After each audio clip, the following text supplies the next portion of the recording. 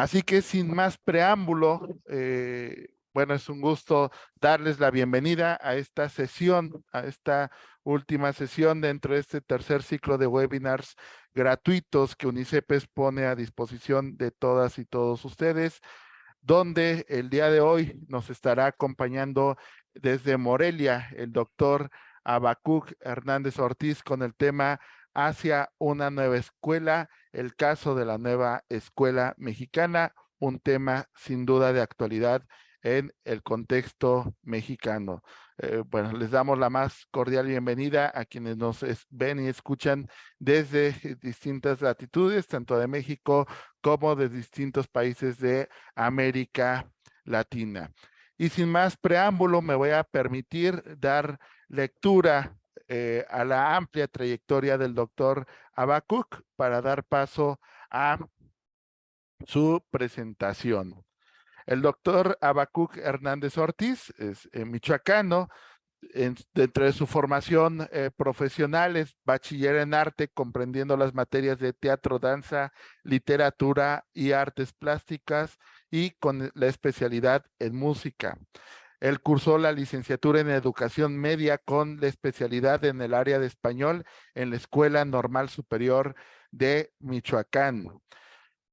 Cuenta con una maestría en pedagogía por el Instituto Michoacano de Ciencias de la Educación, un posgrado en especialización en entornos virtuales de aprendizaje en Virtual Educa de la OEA, una especialidad en competencias docentes superiores por la Universidad Oberta de Cataluña, España, candidato a doctor en educación en la Universidad Autónoma de Durango, y es doctor en investigación y docencia por esta Casa de Estudios UNICEPES. Dentro del ámbito profesional, en el periodo comprendido del año 1980 al año 2000, produjo programas de radio en las estaciones X e Y, en Radio Nicolaita, en Radio Michoacán, en Cadena Raza, en Grupo ASIR y en el Sistema Michoacano de Radio y Televisión. Publicó caricatura política, reportajes, artículos y ensayos en los periódicos El Sol de Morelia, Ultra Política y en la revista A Propósito de. Ha sido tutor virtual en la Universidad Pedagógica Nacional desde 2009 en la especialidad de competencias docentes para la certificación de competencias docentes. Es certificador nacional externo de ANUIES y de CertiDEMS. En 2011 participó en la reunión internacional de la educación a distancia en México por parte de la Universidad Michoacana de San Nicolás de Hidalgo. En 2007 publicó el libro Teóricos sobre Educación y Sociedad, donde participó junto a varios autores. En el año 2013 publicó el Manual para elaborar trabajos académicos con estilo y normativa APA. En 2015 publicó el libro Educación a Distancia, Entornos Virtuales de Aprendizaje. Ha impartido diversas conferencias magistrales en diversos congresos, como el Congreso Internacional de Derecho y de Educación en Morelia, Michoacán, el Congreso Internacional de Investigación y Docencia en Mazatlán, Sinaloa, y impartió la conferencia magistral Los recursos educativos abiertos en la innovación de la práctica educativa docente en Puerto Vallarta, Jalisco. Actualmente colabora en asesorías a nivel licenciatura y maestría en el área de comunicación educativa en la Universidad Autónoma de Durango.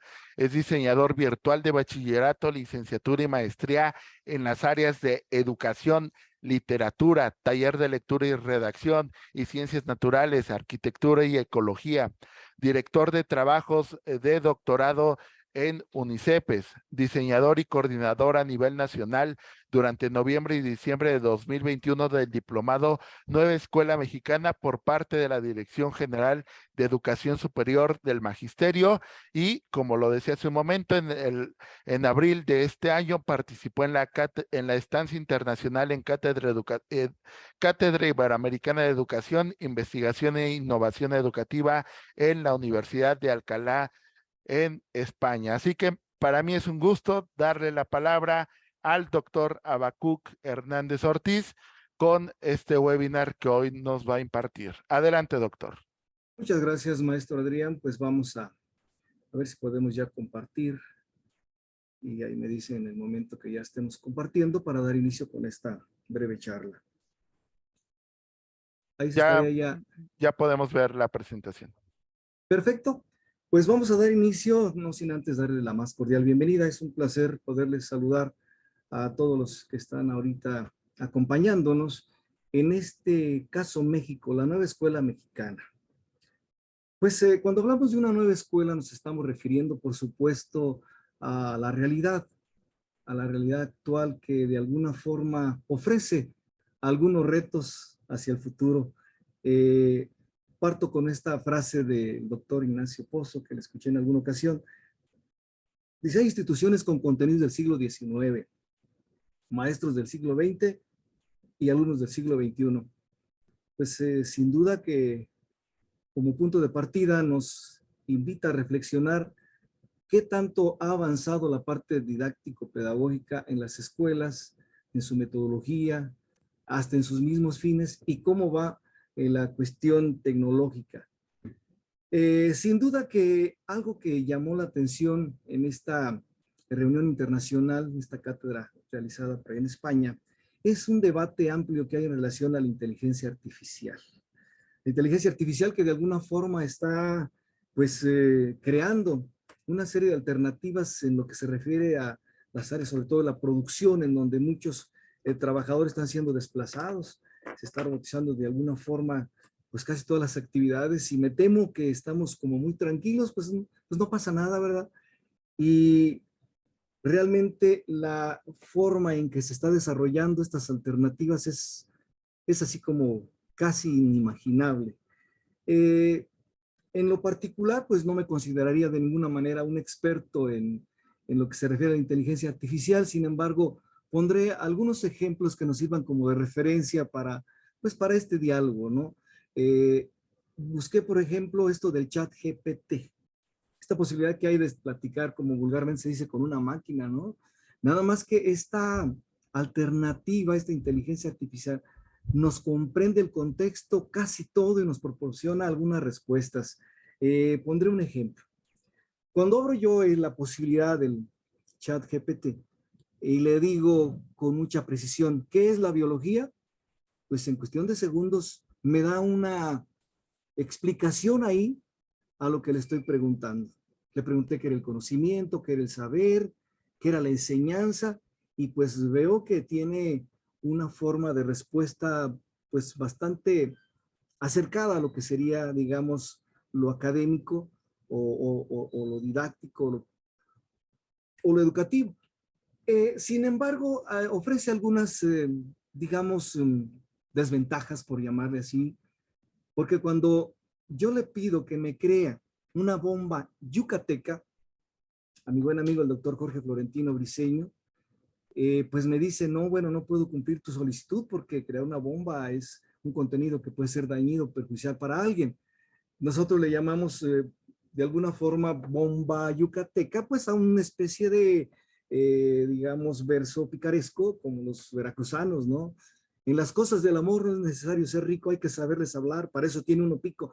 Entonces, esta cuestión que tiene que ver con un lenguaje un poco subjetivo, local, pues no lo maneja la máquina, si me permite decirlo así. Entonces, hay necesidad de manejar un lenguaje más apropiado. Le dije, bueno, crea un poema al doctor Jorge Briceño. Y empieza ahí, inmediatamente hace un poema, nada más que cuando dice, tu pasión por la medicina es evidente en cada paciente, un trato excelente con manos diestras y corazón compasivo, ha sido un sanador, un alma activa. Pues no, él ya descubrí que nosotros le llamamos doctor, pues al dentista, al médico, ¿no? Y que el doctor pues tiene esa otra explicación. Entonces aquí era importante decirle, no, no, no, mi buen amigo no es médico, o por lo menos no le conozco esa cuestión. Sé que es un gran maestro, entonces ya le digo con más precisión, crea un poema al maestro Jorge Florentino, y entonces sí hay una dirección más, como más apropiada, ya sin conocerlo, pues ahí dice que está lleno de sabiduría y que tiene una gran pasión desbordante y que deja una huella imborrable, etcétera, etcétera. Entonces, esta posibilidad me la amplía con felicitaciones, con pésames, con lo que guste. Ahora quiero una felicitación para el maestro Juan Andrés, que pues, nos realizó un excelente webinar en días pasados e inmediatamente ahí está. Con este día especial quiero expresarte mi más sincera felicitación sin que yo mueva mayormente mis manos, ya está ahí una alternativa de respuesta. Yo le digo, recomiéndame 5 películas mexicanas, pero de comedia. Inmediatamente, hasta le da gusto. Por supuesto, aquí te presento 5 películas, que Nosotros los Nobles, que El Estudiante, que, es decir, Matando Cabos, etcétera, etcétera. Me dice el director, me dice de qué se trata, ¿no? Luego le pregunto, pero dime cómo cuidar a mi perro, ¿no? En ese momento estaba ladrando mi perro y le pregunté cómo cuidarlo. Y me da una serie de puntos ahí, que la alimentación, que el ejercicio, que lo lleve con cierta periodicidad al veterinario, que es decir, ahí tiene usted una respuesta inmediata a lo que le está pidiendo. Sin embargo, bueno, como ahora en estos días está muy de boga el diseño universal para el aprendizaje, esta cuestión de la inclusión, que demos clases en donde todo el mundo pueda ser beneficiado con el conocimiento, pues le digo, oye, necesito que me des una información acerca de lo que es el diseño universal para el aprendizaje. Pues ya me saco un PDF, me pone unas preguntas ahí clave, yo le digo cómo, y bueno, ¿y cómo se aplica? Me dice cómo se aplica de acuerdo a las páginas que tiene el documento, pero como yo no quiero leerlo todo, pues resúmeme el documento, porque qué tal que hay necesidad de platicar acerca de este DUA o de este diseño universal para el aprendizaje, y ya me dice cómo se aplica, la cuestión del aprendizaje para que todo el mundo tenga la inclusión y la posibilidad de trabajar, etcétera, etcétera. Pero yo le digo, diséñame un formato de presentación en 5 diapositivas. Dice, bueno, lo siento, como modelo de lenguaje no tengo esta capacidad de crear imágenes. Y lo que pasa es que estoy utilizando la versión gratis, pero existen versiones ya de paga con mayores posibilidades. Sin embargo, dice, no te puedo dar las imágenes, pero sí me da ahí las 5 diapositivas. Dice, en la primera pones el título, Diseño Universal para el Aprendizaje, abajo tu nombre y la fecha. Y así las 2, la 3, la 4, la 5, de manera que me da una apertura, un desarrollo y un cierre perfectamente. Esto parece muy interesante. De alguna forma, este chat GPT pareciera que nos resuelve en segundos cualquier situación. Sin embargo, bueno, leyendo el periódico El Debate, pues resulta que Suecia, por los resultados que obtienen, suspende la digitalización de las aulas. Ya nada de digitalización, bajaron en los famosos exámenes de lectura y comprensión y las matemáticas, bajaron ahora que ya pusieron muy de boga la cuestión tecnológica de una manera estruendosa. Y resulta que Italia y Francia también destierran en los colegios la cuestión, los móviles en las escuelas. Quiere decir que el manejo de la famosa tecnología no está dando los resultados, pues por muchas causas, ¿no? Primero porque, pues si yo no tengo un conocimiento más o menos previo y no me fijo, pues no es posible que la máquina me dé la respuesta a lo que yo estoy pidiendo. Se requiere cierto análisis, cierta estructuración, manejo inclusive de ciertas palabras. Me ponía, por ejemplo, el vosotros, estáis, sois, etcétera, etcétera. Bueno, entiendo que allá cuando fueron a España mis compañeros, pues ahí era muy común, pero acá en México no es tan común esta cuestión de las palabras. Entonces escuchaba medio extraño, ¿verdad? Entonces quiere decir que hay necesidad de reconsiderar lo que ya está pasando en estos países. Las nuevas escuelas están diciendo tenemos que regresar al dictado, así como lo escucha usted, por lo menos dijo Francia. Tenemos que regresar al libro de texto, a la escritura a mano, que vuelvan nuevamente a ser útiles. ¿Por qué? Porque ya se demostró que si no existe una metodología apropiada, no puede ser utilizado estos avances tecnológicos. Este avance tecnológico, como dijo por ahí algún autor, no implica avance didáctico, pues me parece que la tecnología va por su lado y la cuestión didáctica pues va por por el suyo. ¿Qué está pasando en México? Bueno, en México viene la famosa Nueva Escuela Mexicana, que es un documento, es un proyecto que trata de dar respuesta a algo que está ocurriendo acá en México. Un gran abandono escolar. Efectivamente hay una cuestión ahí de carácter económico, de violencia familiar, etcétera, etcétera. Sin embargo, la central que se analiza antes de echar a andar este proyecto de la Nueva Escuela Mexicana es que no satisface ni ofrece expectativas de futuro a los niños. Se quedó estacionada por ahí en una situación ligeramente tradicional, en donde pues muchos profesores, ahora que viene digamos, llamémosles decreto, pero no podría ser así, sino un acuerdo más bien, en donde se le dice que no debe reprobar a los alumnos. Pues aquello fue un caos, porque me parece que se utilizaba en muchas escuelas el fantasma de te voy a reprobar si no haces esto, y aquello todo el mundo lo hacía. Entonces, como una forma de represión, pero que no ofrecía alternativas el maestro para tener cautivo al niño, para tenerlo atento, sino solamente por amenaza. Entonces, ahí se ha mantenido ahí la escuela ¿en qué página nos quedamos ayer? La 25, cópienme la 26. Entonces, me parece que hubo este abandono, hago como que te enseño, yo hago como que le escucho. Entonces, la nueva escuela dice, bueno, para el futuro de los nuevos ciudadanos, esto no responde. Y es por ello que hay un proyecto que va a echarse a andar a partir del 2023-2024. Pero ¿cuáles son los antecedentes de esta situación que espero no se vea como una crítica a muchos profesores que se abandonaron un poco en este proceso de aprenderse por ahí algún discursito y repetirlo ahí 40 años cuando todo esto va evolucionando tanto? Bueno, pues los antecedentes pudiera ser que estén acá en la división del trabajo. Si bien tenemos ahí una línea de tiempo más o menos en donde los talleres, eran primeramente muy familiares, después ya se reúnen en talleres y posteriormente se les va dando por ahí algún tipo de organización.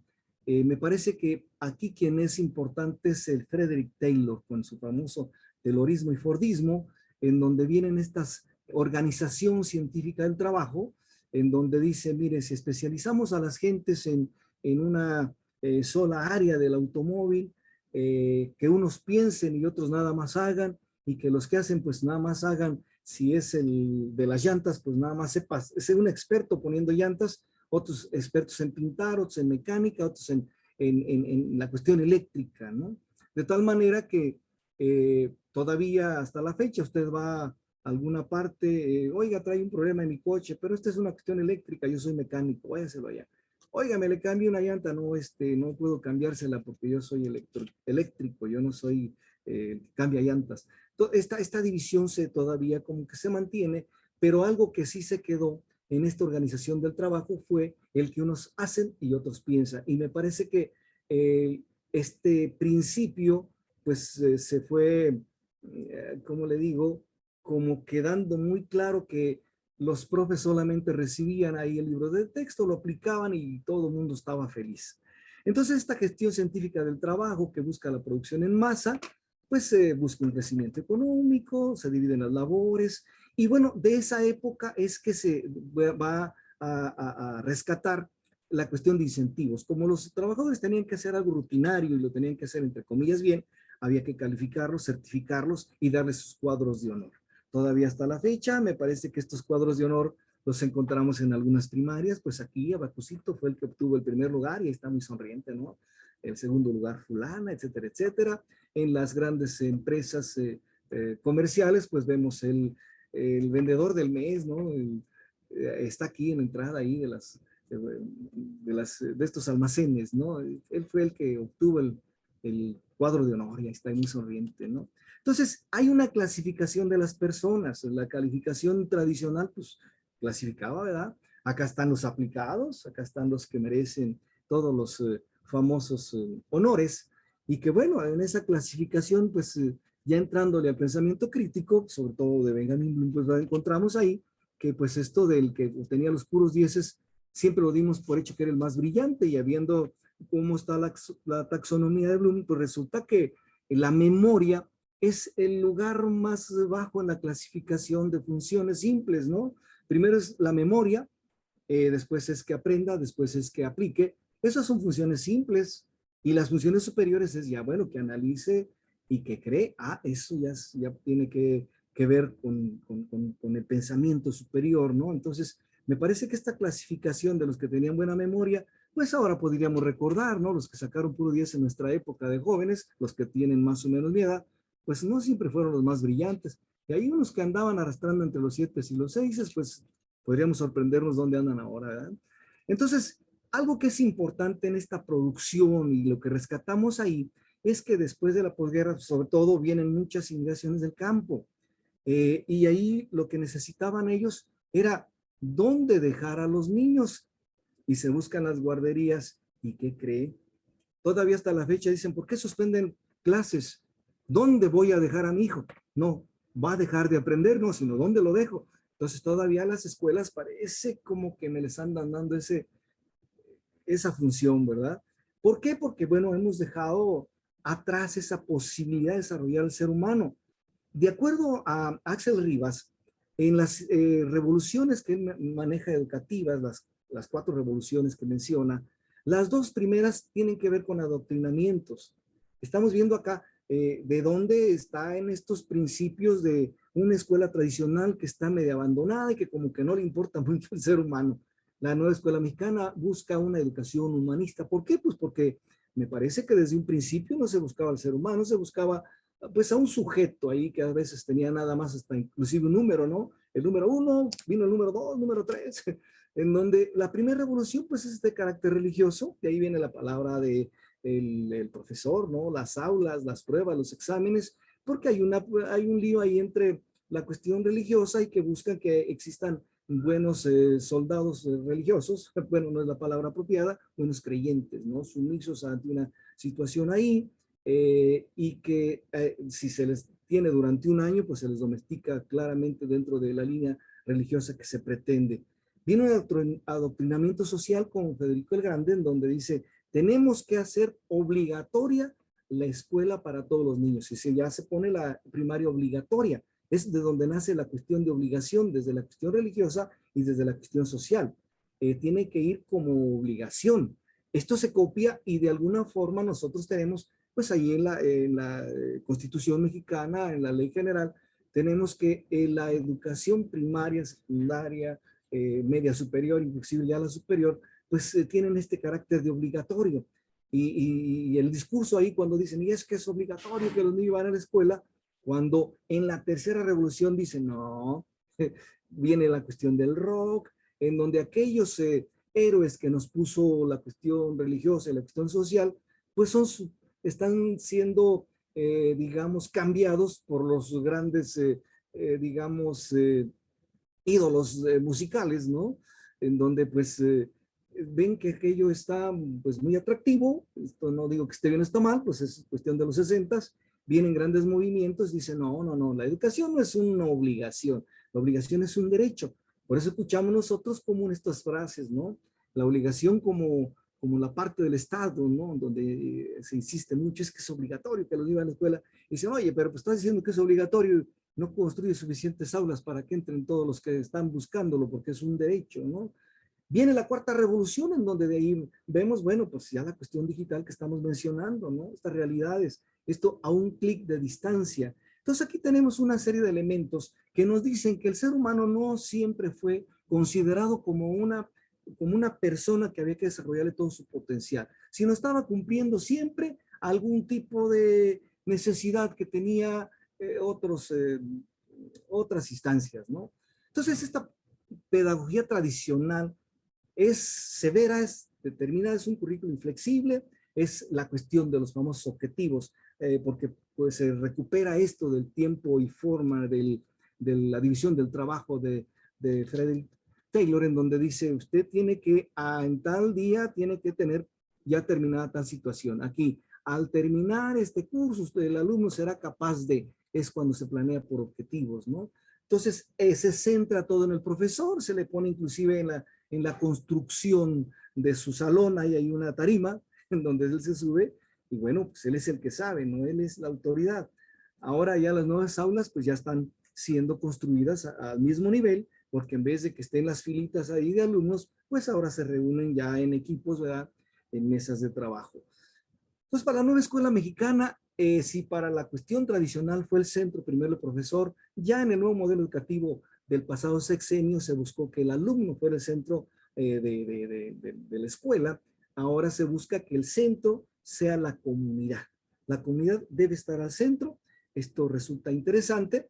Y bueno, a partir de esta, digamos, de esta deducción de la importancia que tiene la construcción cooperativa y colaborativa, pues entonces hay necesidad de que se le enfoque toda la atención ahora al magisterio, en su ingreso, en su promoción, en su formación, en su desarrollo. ¿Quién va a echar a andar esto? Pues obviamente los maestros, ¿no? Entonces hay necesidad de estarles constantemente pues buscando actualizaciones, hay que estarles buscando asesorías y ahora, bueno, la nueva escuela mexicana hemos visto que se ha despertado el interés, agraciadamente, y vemos que los maestros están interesados ya en estar entrando en este discurso ya pedagógico, en esta búsqueda de cómo mejorar sus clases. ¿Por qué? Porque tenemos, en las aulas tenemos tres tipos de alumnos que son como muy manifiestos, ¿no? Por esta cuestión de la pandemia, recordemos que tenemos una educación antes de pandemia, una durante de pandemia y ahora una después de pandemia. ¿Qué ocurre? Pues ocurrió que tenemos tres tipos de alumnos como muy localizables, ¿no? El alumno que no tiene idea ni qué pasó, ni qué estaba pasando, porque en su comunidad ni siquiera había energía eléctrica, pues menos iba a entrar en esta cuestión del chat y en la cuestión de que el correo electrónico y esas cosas, o que tenían un solo móvil para 5 gentes que unos trabajaban, otros eran más importantes porque eran etcétera, etcétera. Total que hay quienes están los abandonados, hay otros que se la llevaron, pues ahí como vaya la cosa, como respondiendo a lo que le pedía el maestro, ¿no? Sin embargo, hay un pequeño grupo, o un grupo por lo menos, yo no sé qué tanto, de eruditos. Niños que descubrieron que con un clic podían tener toda la información y como les mostraba el chat GPT, pues les podía resolver problemas de resumen, de ensayos, de lo que quiera. Hazme ahora un resumen sobre esto o hazme un ensayo de 10 páginas sobre aquello. Entonces, esto pues resulta que ya los que entraron a la investigación y les interesó un tema, pues hay maestros que pudieran tener problemas con ellos porque son verdaderos expertos en. Entonces, ahora ser maestro es un poco complicado por esta gama que se tiene de estudiantes, ¿no? Entonces, me parece que el maestro, yo digo que en su mayoría, por lo menos los que hemos tratado, nos hemos visto muy interesados en estar en esta cuestión de los famosos talleres de actualización. Pero, ¿qué fundamento filosófico y pedagógico tiene la nueva escuela mexicana? Pues parte de esta educación popular, como ahora la famosa comunidad es el centro de atención, pues hay que buscar que dentro de las teorías de Orlando Falsborda, la educación popular como una investigación participativa, Paulo Freire, bueno, la pedagogía del oprimido, la pedagogía de la pregunta. Recordemos cómo decía Freire en su época, dicen que decía que los profesores se estaban especializando cada vez más en contestar preguntas que nadie les hacía. Ahora hay necesidad de escuchar al alumno y ver, bueno, qué pregunta, cuál es su interés, cuál es el problema, para de ahí partir. Con Pierre Malaren, bueno, pues es obvio la cuestión de la teoría crítica, la nueva escuela mexicana busca mucho el pensamiento crítico, la cuestión del análisis, ¿no? Con Francesco Tonucci, bueno, viene la reinvención de las escuelas, decía en pandemia, es que la escuela no es solo un lugar para aprender, la misma casa nos ofrece alternativas de aprendizaje, ¿no? Cómo se cambia un foco, cómo se pone un botón, cómo se plancha, cómo se barre. De ahí viene justamente el aprendizaje por servicio. El aprendizaje por servicio es una forma, yo diría, buena del aprendizaje, se me ocurre. Cuando dice, a ver niños, vamos a pintar el salón.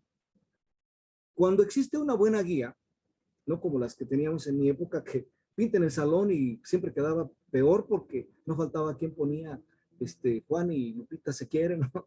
O los famosos, la herrería toda manchada, los cristales no tenían cuidado, se peleaban y aquello siempre quedaba peor. A decirle, a ver, mira, Para empezar, la pintura tiene una clasificación. Se clasifica, está la de aceite y la de agua en forma general, ¿no? A las brochas hay de muchos tamaños, hay unas muy suaves, hay unas muy más fuertes, existen los rodillos, hay que dejar que no se manche, hay que marcar bien la línea, es decir, un simple pintado de salón no es nomás pintar el salón. Cuando hay un buen guía, los salones quedan hermosos, pero sobre todo en las escuelas oficiales donde le dicen, los niños tienen hora y ahí castigan al que se portó mal, que pinte el salón como castigo. No, pues aquello se convierte en un verdadero caos. Cuando existían maestros que orientaban bien, no, no, pero aquí lo vas a hacer bien. A ver, tú, Juanito, que tienes un buen pulso, vas a hacer tú la línea ahí, vas a poner para el cubrepolvos, inclusive hasta 2 rayitas ahí, ¿no? Entonces, me parece que es todo lo que hacemos no es así como tan simple. Con poner un foco pareciera muy sencillo con su apagador. Y resulta que la primera vez que puse un apagador, pues eran 2 cables, pues puse los 2 cables.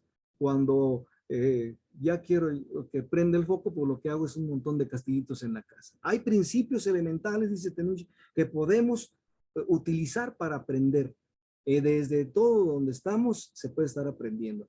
De Boaventura dos Santos, Sousa Santos, se habla de las epistemologías del sur, de este reconstruir nuestro pasado, de este pensar dentro de lo que se refiere a la comunidad, ¿no? De las comunidades anfibias y estas cuestiones, se retoman algunos elementos interesantes y que, bueno, lo que van a hacer es que van a abonar una serie de principios que la nueva escuela mexicana está tomando en cuenta.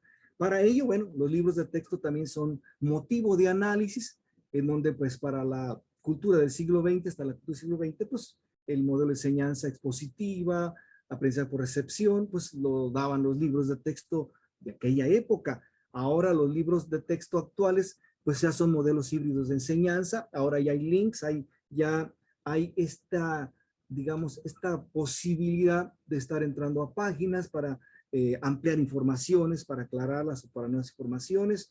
Ahora, bueno, ya es una cuestión técnico impreso digital, ¿verdad? El nuevo libro de la nueva escuela mexicana, y que sus metodologías, o por supuesto, tiene esta orientación sociocrítica. Mencionaba yo algunos autores y dice, mire, ya en los libros de texto para el campo de lenguajes, en donde está inglés, está español, están artes, les sugiero que utilice los aprendizajes basados en proyectos comunitarios. Para los saberes y pensamientos, donde están las demás asignaturas, ética del humano comunitario, es decir, se dan una serie de posibles, digamos, metodologías que tengan que ver con esta nueva forma de dar las clases. Dice, bueno, si tenemos muchísimas inteligencias, como dice Gagner ahí, ¿no?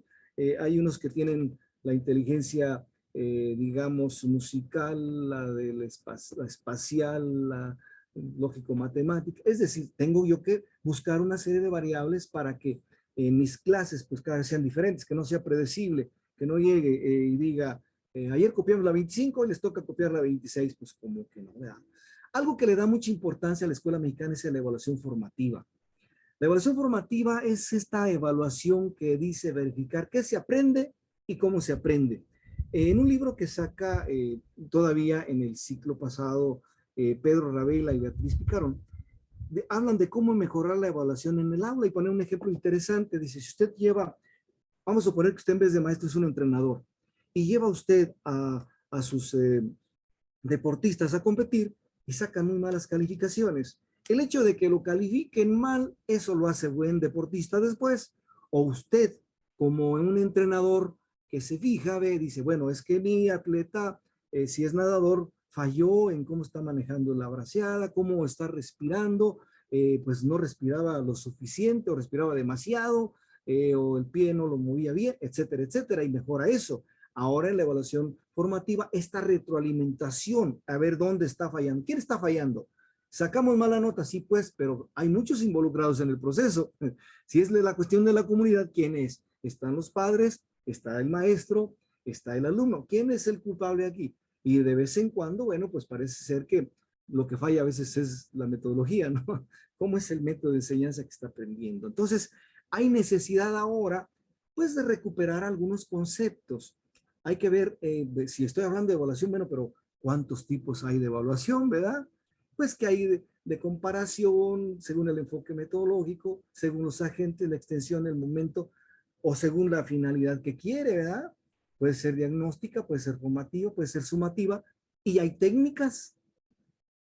Hay la autoevaluación, la prueba escrita, ejercicio práctico, intercambio oral, rúbrica de evaluación, observación directa y ahí tienen pues cada uno sus instrumentos. Me parece que esto supera aquella única alternativa, un examen escrito y lo que sacó eso es y punto.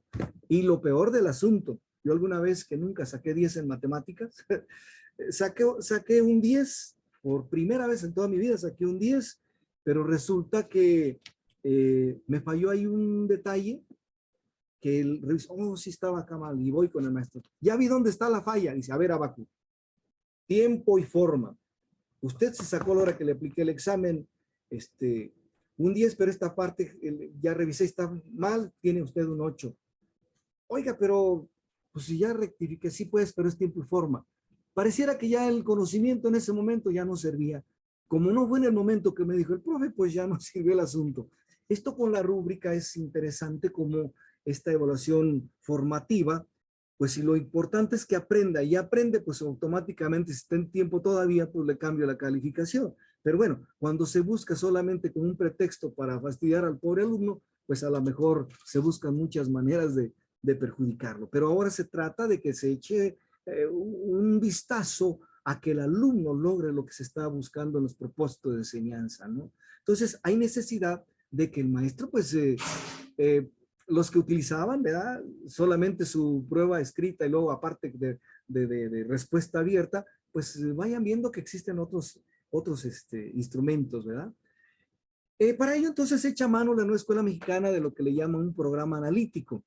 Estos programas analíticos son interesantes porque dicen que los maestros deben decidir qué enseñar y cómo enseñar. Pero esto no es así como porque tiene ganas, sino porque de alguna forma va el maestro a ver cuál es la necesidad de enseñanza. Aquí Díaz Barriga, con su enseñanza situada, pues nuevamente agarra, digamos, importancia, porque bueno, ¿qué necesita el lugar? ¿Qué necesita la comunidad para que sea enseñado? ¿Qué se necesita fortalecer, no?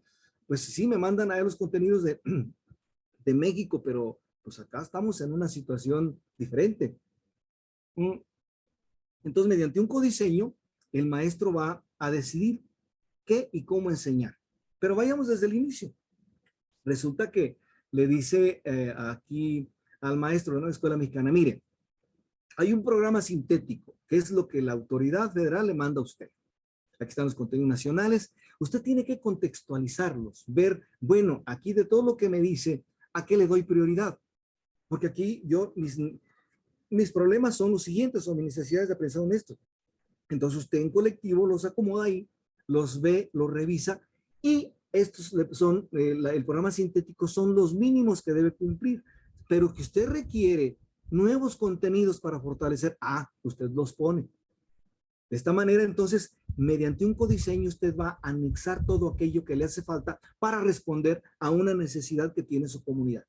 Esto es lo que lo hace significativo. Esto es lo que lo hace que se apropie ahora del conocimiento, pero un conocimiento que va orientado a la solución, a la fortaleza de alguna debilidad que tiene el contexto que está desarrollando. Entonces, hay esta lectura de la realidad, lo contextualizo, en el codiseño le reacomodo lo que le falta, le pongo lo que le hace falta, para que yo en el plano didáctico pueda tener un producto que se llama proyecto, ¿no? Entonces, para ello, de acuerdo aquí al doctor Sergio Tobón, pues lo primero que tiene que hacer acá el maestro es revisar lo más posible el programa sintético. A ver, ¿qué me propone la autoridad? Ahí veo ya cuál es el perfil de egreso, cómo debe salir el niño después de que entre por mis aulas, ¿no? ¿Qué ejes lo articulan? ¿En qué fases? ¿Cuáles son los campos formativos? ¿Cuáles son los contenidos? ¿Cuáles los conceptos de evaluación, no? Viene como nuevo los PDA. Antes se le llamaba tema y subtema. Después a los subtemas se le llamó aprendizajes esperados. Ahora se les llama procesos de desarrollo de aprendizaje, los PDA. Eso sería un nuevo lenguaje. Y aquí el doctor Tobón nos hace justamente una clasificación. ¿Pero a qué le llamamos comunidad? Yo debo revisar si la comunidad me estoy refiriendo a los estudiantes, a la escuela, a la familia, a la población, ¿a qué? A cualquiera de estos son sujetos para que yo pueda dar alguna alternativa a problemáticas como muy manifiestas, ¿no? Por ejemplo, la drogadicción. Bueno, entonces si voy a hablar de la drogadicción, a lo mejor estoy hablando de la familia, la adicción en la escuela, ¿en dónde está? Y ahí entran digamos, todas las asignaturas que pueden, que es que biología, que química, que vida saludable, que educación física, que, es decir, quiénes pueden entrar para revisar eso y en esos contenidos irlos acomodando para que resuelvan esa problemática que está ahí. Si aquí se está hablando de drogas, hay necesidad que nosotros profundicemos, orientemos qué pasa con las drogas, ¿no? Claro, hay una sugerencia para los diagnósticos. Es importante el trabajo en colectivo. Como yo mencionaba al principio, este taylorismo, el que unos hacen y otros solamente aplican, perdón, otros piensan y unos hacen, pues los que solamente hacían se fueron yendo como que a la parte individual, ¿no? Acá estoy en mi pequeña isla y los demás no sé, y hasta decían el maestro de español, el español es lo único que sirve, es lo más valioso, y decían matemáticas, no, perdóname colega, pero lo importante es las matemáticas. Dividimos el conocimiento y aquello pues cada quien tenía como que su propia parcela, ¿no?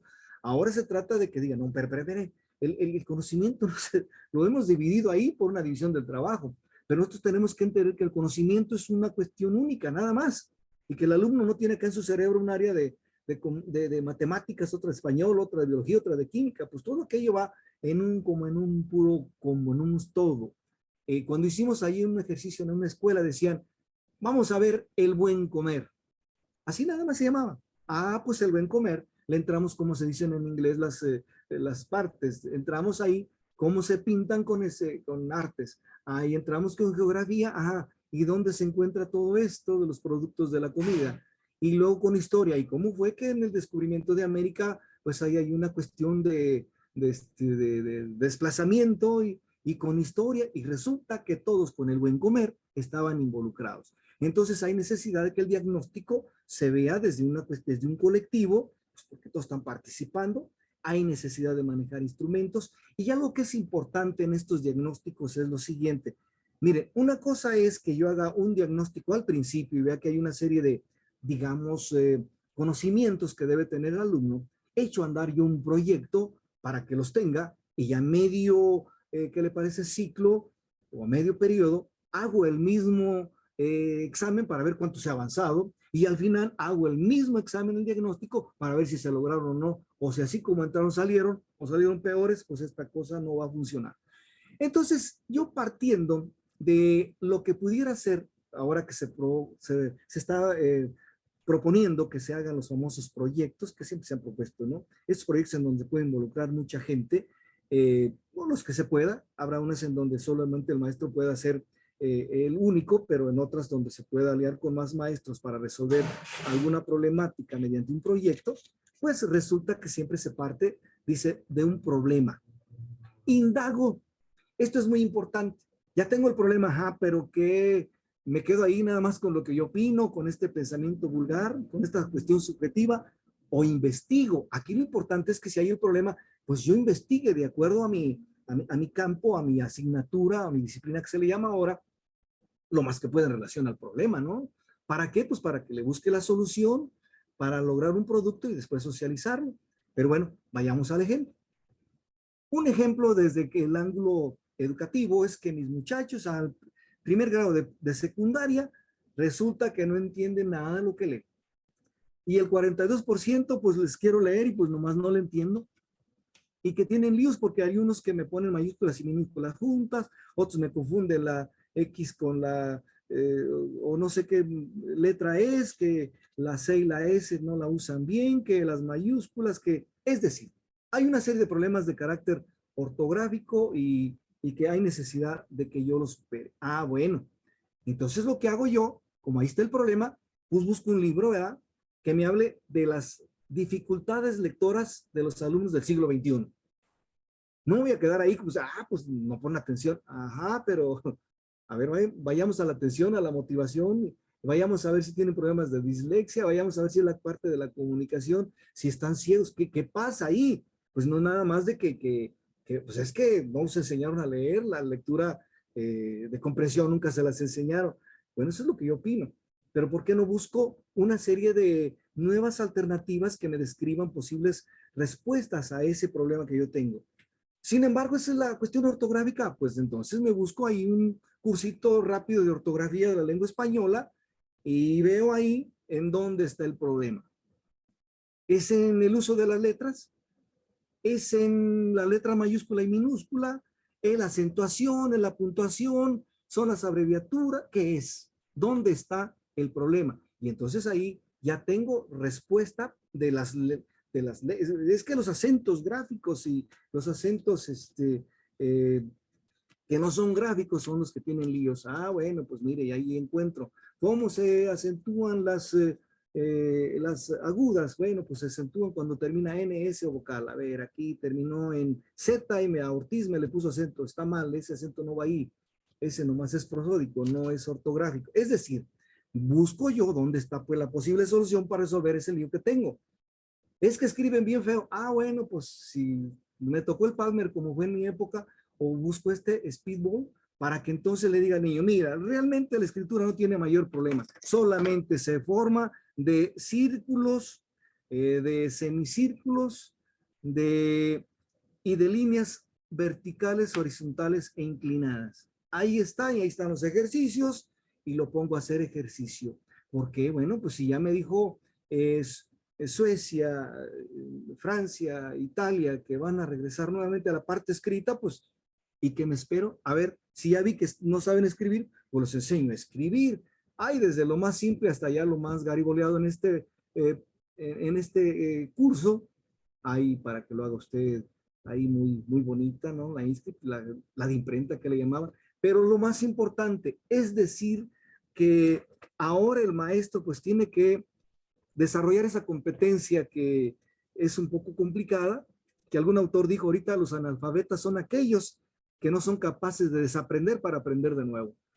Le dice al alumno, oiga, usted dice que, oiga, alumno, no le entiendo a usted nada aquí de lo que escribió, y le deja ahí una nota y le dice al alumno, pues yo tampoco le entiendo a usted. Entonces, me parece que el profe necesita servir como modelo para que entonces sus palabras no convenzan, sino sus hechos sean los que guían al alumno.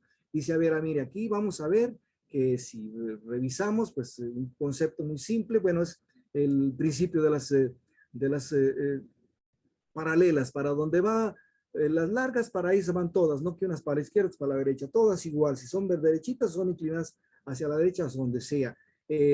Y que aquí tiene una letra con otra letra, tiene la misma distancia, y las palabras con otra la misma distancia, que es decir, le va buscando en dónde está el principio de la escritura, pues para que le enseñe a hacerlo bien. Es a partir de ahí que ya tengo yo dos elementos, tengo el contenido que me dice la secretaría y tengo mi problema, y entonces el maestro hace la selección de los PDA. Ahí ya busca y dice, a ver, bueno, aquí lo que me manda la secretaría me manda estos temas, que le llamamos a llamar contenidos, pero en los PDA me manda muy pocos, pues aquí nada más me manda 2. Yo tengo que cubrir, si fuera de español, 190 clases. Obviamente le voy a quitar las suspensiones, las famosas reuniones de consejo técnico, y entonces digo, bueno, quedan 174. Entonces tengo que buscar 174 subtemas o los que sean necesarios para entonces ya ir construyendo mi planeación. Aquí está entonces, aquí está mi contenido, mi tema, y aquí está mi problema. Entonces, de esta manera, yo lo que hago es que pongo aquí mi contenido y pongo todo lo que le hacía falta. Ahí está en rojo. Si no saben leer, bueno, pues socializo sobre lo que es una lectura de comprensión, sobre lo que es la paráfrasis, el resumen, y le dejo obviamente aquí ejercicios de ortografía, caligrafía, y ya le pongo los demás subtemas relacionados pues a mi tema. Y entonces tengo ya como proyecto un periódico mural sobre los pueblos originarios de México de acuerdo a mi contenido, pero que voy a buscar que ya esté bien escrito, que ya estén bien hechas las palabras, que no haya faltas de ortografía. Ya planeo, entonces ahora, si yo tengo líos ahí con la ortografía y con la lectura, pues entonces pongo un horario de los contenidos que me da la secretaría, le doy 3 días, Y para los que necesita mi comunidad, pues necesito 2 días, uno para ortografía y otro para que lean. Y ya en la planeación didáctica, la que le pide al maestro, el director, por los famosos periodos, ahí sí está ya con más especificidad la finalidad y bueno, qué es lo específico de esa finalidad, del perfil de egreso que tome en cuenta cómo van a salir y entonces en sus clases que está aquí, digamos, cuidando que se desarrolle. En el eje articulador, pues tengo 7, se habla ahí en la nueva escuela mexicana, ver cuál de estos exarticuladores está usted dándole trabajo, prioridad para que entonces se vaya reflejando esta articulación del conocimiento. Y bueno, ya pone ahí, ahora sí ya, me pone las sesiones para que me desarrolle este contenido, este tema. ¿Cuántas sesiones necesita? Pues 10, ¿va? Del 1 al 14 de septiembre sale. Aquí está mi problema, aquí está mi proyecto, aquí está con quienes voy a trabajar y están mis, digamos, mis eh, alternativas para evaluarlo, cuáles son mis posibilidades para que se lleve a cabo todo eso. Eso ya me lleva a que realice la clase diaria o la de semana, en donde ahora sí ya me voy por cada uno de ellos, por cada PDA, ya qué hace el maestro en la apertura, qué hace el desarrollo, qué hace el cierre. Y aquí está ya clase por clase, pero va teniendo como una evolución a partir del sintético, se convierte en analítico y después ya la planeación didáctica y después ya la clase diaria. Esto sería, en pocas palabras, lo que la nueva escuela mexicana está proponiendo para estos alumnos del siglo XXI. Si hay alguna pregunta que ustedes hagan y yo pueda contestar, la haré con mucho gusto y si no, pues me la dejan de tarea. Sería todo por mi parte. Muchas gracias, doctor Habacuc, por esta interesante disertación, sin duda. Y bueno, pues ahora abrimos el espacio para las preguntas y respuestas para quienes pueden colocar su pregunta a través del chat o levantar la mano en la opción que nos da la plataforma de Zoom y poder habilitar el micrófono. Así que adelante, el espacio pues queda abierto para quienes nos acompañan esta tarde.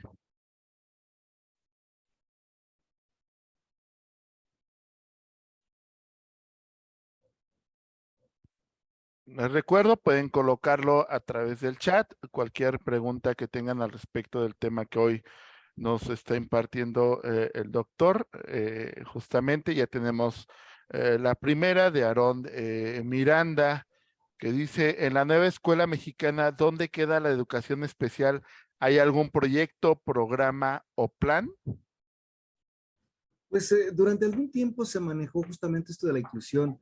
Se manejaba la importancia de que de acuerdo a las necesidades muy específicas, se fueran a las escuelas que tienen esa especialidad, porque se interpretó en alguna ocasión que todos tenían que estar en el salón con los iguales y alguien les puso el ejemplo, pues es que es como poner una manzana podrida en las manzanas buenas para que la podrida se haga buena. Pues a lo mejor no va a funcionar así el asunto, a lo mejor la metáfora es muy agresiva, pero vamos, si el maestro no está como capacitado, si se me permite decirlo muchos, para atender a los normales con esta normalidad nueva que les decía, pues cuando hay una cuestión ahí de muy particular, pues resulta un poco complicado. Entonces me parece que sale una pues una guía en donde se sugiere que los niños que tienen una necesidad muy particular, no sé, de ceguera o sordera, que tiene que ser ya canalizado a los centros especializados. Gracias, doctor. Ahora mismo tenemos otra pregunta de Freddy Angarita Reina. Dice, en la nueva escuela mexicana, ¿cómo contemplan la afectividad con los estudiantes? Vaya, esta es una de las preguntas que muy interesante. Por supuesto que la cuestión emocional está siendo contemplada casi como prioritaria, ¿verdad? En donde se supone que debe existir esta relación de, más cercana con el alumno y que pues el interés sea pues personal.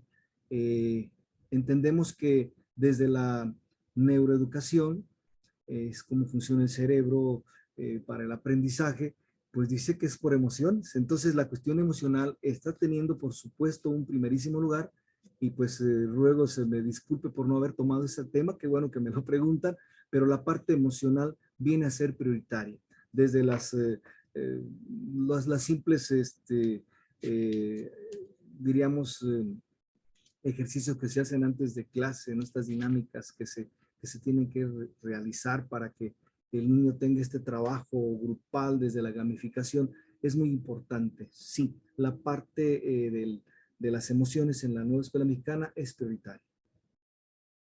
Gracias, doctor Habacuc. Bueno, doy paso, tenemos un par de preguntas más. De Héctor Oti Floranes, nos dice: yo personalmente necesito ejemplos de cómo llevar al aula todo esto. ¿Quién nos capacitará? Pues bueno, nosotros estamos por echar a andar ya la plataforma de secundarias generales donde se van a dar dentro del aula virtual todas las posibles respuestas que podamos. Entiendo que los famosos consejos técnicos escolares tienen esta, digamos que esta tarea, si no estamos ya nosotros ofertando una serie de cursos, digamos, pues más que tengan puntos, que es válido, que tengan posibles respuestas al cómo se realizan las cosas. Entonces, será cuestión de estar ahí al pendiente, trataremos de darle difusión para que en el aula virtual de secundarias, de educación secundaria, puedan encontrar posibles respuestas a el cómo. Efectivamente es algo que hemos nosotros insistido mucho, que no bastan los buenos deseos, sino que hay necesidad de poner el ejemplo, como por eso yo me permití decir cómo se construye más su programa analítico, que ahora es importantísimo. Gracias, doctor. Tenemos una pregunta más de Elizabeth Poveda.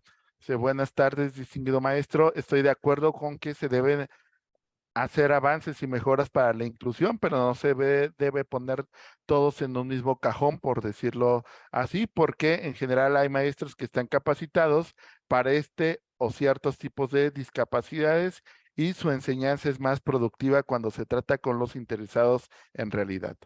Es correcto, justamente lo que decía, yo acabo de dar un curso para sordomudos y aunque tenía traductor, pues yo cuando dije, bueno, si no me escuchan y no pueden hablar, pues que me lo escriban, que me van dando una respuesta ahí que no esperaba. Es que nosotros no conocemos el español. ¿Qué? Nunca lo hemos escuchado. Ups. Entonces ahí me quedé, pese a que tenía traductor, pues no era tan simple. Entonces efectivamente no podemos estar en el mismo cajón a esta cuestión de que somos todos diferentes, pues se tiene que tener las personas que estén capacitadas para. La nueva escuela mexicana hace mucho como, ¿qué le digo? Insiste mucho en la idea de que el maestro sí tenga las herramientas para lo que va a hacer. Hemos visto en la escuela tradicional mucha cuestión intuitiva, no solo para atender las cuestiones especiales. Hemos visto a maestros que preparan a los niños de poesía y jamás han dicho hizo una poesía, ¿no? Otros los enseñan a bailar, pero nunca bailan los profes, ¿no? A ver ahí cómo le hacen, ¿no? O sea, en oratoria, pues que los ejercitan en oratoria y, pero usted ha participado en oratoria, ¿sabe de oratoria? ¿Sí sabe las partes de la oratoria? Sí, introducción, desarrollo y cierre. Ups, me temo que hay más partes, ¿no? Pero bueno, no es el caso ahora, sino digo la cuestión intuitiva. Entonces, efectivamente, debemos estar donde se puedan dar respuesta a las necesidades muy particulares, pero no, desde mi modesta opinión, esto es ya muy particular, ¿no? De la escuela, no podemos estar en el mismo cajón. Gracias, doctor. Tenemos tres preguntas más. ¿En qué consistirá la hora de Marister López? Nos dice: ¿en qué consistirá la hora señalada sobre integración curricular y qué perfil se requiere? Bueno, lo último que nos dijeron ahí en un taller es que es algo así como una especie de taller, ¿no? Que suple a la famosa, una asignatura que se llamaba, tenía que ver con vida saludable, ¿no? Como que ahora lo suple. No está todavía muy claro, nomás nos dijeron que era una especie como de taller que tenía que ver pues con esta otra alternativa de revisar lo que está pasando con el grupo. No está todavía claro, no nos lo han dicho. Eso quedó ahí, solamente en una pregunta que le hicimos. a los expertos allá de México, pues es una especie como de taller. Hasta ahí nada más, pero no ha salido nada claro en relación a esta integración curricular. Muy bien, damos paso a la pregunta de Cecilia Maribel Arias. Dice, gracias por el ejemplo. En lo personal me da otra idea de cómo trabajar el plan analítico. Mi duda sería, ¿se implementará en los grados de manera escalonada o conjuntamente los 3 grados? Mire, recuerda que en la circular que salió ya hace algún tiempecito decía que se iba a echar a andar determinado ciclo escolar solamente primer año de primaria y primero de secundaria. Sin embargo, en las sesiones pasadas nos dieron toda la, digamos, la orientación para primero, segundo y tercero. No es oficial, pero por lo menos lo que se está viendo es para los 3 grados. Insisto, habrá que esperar a que salga el DOF en donde ya están publicados los programas definitivos. Recuerde, por ejemplo, que el programa sintético, el primero salió con todo un, digamos, contenido de diálogos, y ya en el del 29 de diciembre de 2022, que se da a conocer en enero, ya se le quitan los diálogos y es el que teóricamente es el más reciente y que estamos esperando ya que se defina bien, pero a partir de que sea publicado en un DOF ya, digamos, los criterios definitivos de lo que son los planes y programas y obviamente la carga horaria, cómo va a quedar y pues también la orientación de esta integración curricular, de qué se trata, ¿no? Entonces, por lo que se está leyendo, por lo que ya nos dijeron, me parece que van a ser los 3 grados. Insisto, es la deducción que se saca, porque de otra manera nos hubieran orientado solamente en primer grado, que era el que teóricamente se iba a echar a andar 23, 24, pero si me dan primero, segundo y tercero, pues ahí algo me está diciendo que va a ser los 3 grados. Muy bien, siguiente pregunta de Leticia Ríos Hernández nos dice, en los procesos del desarrollo de aprendizaje, ¿es factible el desarrollo permanente de las habilidades básicas invariantes, tales como leer, escribir y anticipar y resolver problemas? Completamente, maestra Leti, así es. Estamos hablando de que hay una necesidad, hay una prioridad, pues esa es la que se va a resolver. Y si ahí dentro de la prioridad está el que lean, el que escriban, eso es lo que se tiene que trabajar, por supuesto. Muchas gracias, doctor Abacuc, por sus respuestas. Ha sido una participación amplia por parte de la audiencia. Seguramente habrá muchas más reflexiones que hacer, ¿no? En torno a este tema del cual hoy nos habla. Bueno, agradecerles a todos esta amplia participación. No sé si alguien tuviera alguna duda o pregunta más para plantear al doctor. Mientras tanto, bueno, pues también les comento que con fines de calidad ponemos a su disposición una encuesta de satisfacción con la finalidad de que puedan darnos un poco de su opinión sobre estas actividades que realiza UNICEPES para todas y todos ustedes. Bueno, parece que no hay ninguna otra pregunta, entonces, doctor, antes de dar cierre, pues le gustaría hacer un comentario adicional. Pues solamente agradecerles su presencia. Indudablemente que este es un tema que implica mucho trabajo de investigación. Será cuestión de estar al pendiente y de ir leyendo todo lo que esté saliendo por ahí para ir juntando esto que pareciera un rompecabezas. Entiendo que en el modelo educativo pasado pues salieron todos los materiales y pues ahí están y hay que darle, como dicen vulgarmente en mi pueblo. Acá ha sido un poco diferente la dinámica y pues solamente estar atentos a lo que está ocurriendo. Yo concluyo dándoles las gracias tanto a la Universidad del Centro Panamericano de Estudios Superiores como a todos los que estuvieron aquí presentes. Buenas tardes.